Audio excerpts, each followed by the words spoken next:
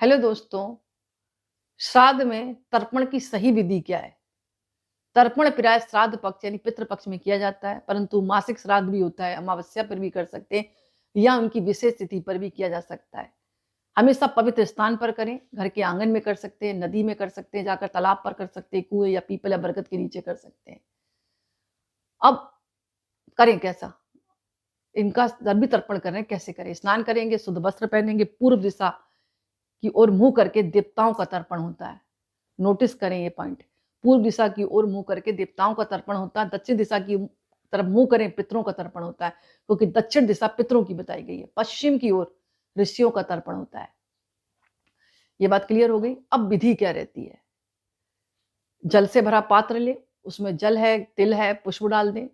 पहले ऋषि तर्पण करें, पश्चिम दिशा की ओर मुंह करके जल अर्पण करें, ऋषियों का स्मरण करें।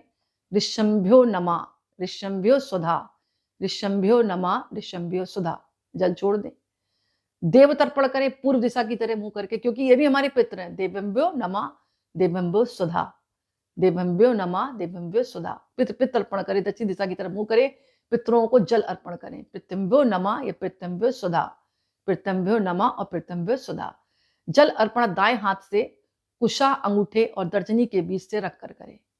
दाएं हाथ का पकड़ें, कुशा रखें, अंगूठा और तर्जनी के बीच से रखकर तर्पण करें। इसके अलावा आप जो है, यदि पिता का तर्पण है तो पितृभ्यो स्वधा कहकर जल अर्पण करें। यदि पितामह और प्रपितामह का है तो पितामहाय नमः स्वधा, प्रपितामहाय नमः स्वाहा। बात समझ में आ गई होगी। यदि पिता आपके नहीं है, उनका आप कर रहे हैं, तो ओम पितृभ्यो स्वधा कहकर जल अर्पण करें। यदि पितामह और प्रपितामह तो पितामहाय नमः स्वधा, प्रपितामहाय नमः स्वाहा।